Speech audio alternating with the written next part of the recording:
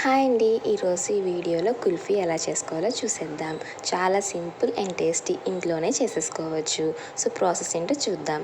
First అయితే milk made తీసుకోవాలి. ఒక 4 టేబుల్ స్పూన్స్ మిల్క్ మేడ్ తీసుకొని ఇది బాగా దగ్గరికి అయ్యేంత వరకు కలుపుకోవాలి. ఇలా కలుపుకున్నాక 1/2 లీటర్ మిల్క్ని ఇందులో వేసుకొని ఈ మిల్క్ మేడ్ అనేది పాలల్లో బాగా కలిసిపోవాలి. ఇలా బాగా కలిసిపోయేంత వరకు కలుపుకుంటూ ఉండాలి. సో ఇప్పుడు దీంట్లో డ్రై ఫ్రూట్స్ వేసుకోవాలి. కాజు, బాదం, పిస్తా కూడా వేసుకొని ఈ పాలు అనేది బాగా దగ్గరికి అయిపోవాలి. సో ఇలా బాగా దగ్గరికి అయ్యేలోపు గ్లాస్లో కూడా డ్రై ఫ్రూట్స్ని రెడీగా వేసుకొని ఉంచుకోవాలి.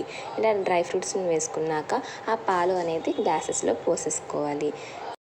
ఇలా అన్నీ వేసేసుకొని ప్లాస్టిక్ కవర్ని ఇలా రబ్బర్ బ్యాండ్తో ఇలా చేసుకున్నాక వీడియోలో చూపిస్తున్న విధంగా పెట్టుకొని ఒక 8 అవర్స్ ఫ్రిడ్జ్లో పెట్టుకుంటే అంతేనండి, ఎంతో టేస్టీగా సింపుల్గా ఇంట్లోనే చేసేసుకోవచ్చు. కుల్ఫీ రెడీ. సబ్స్క్రైబ్ చేయడం మర్చిపోకండి.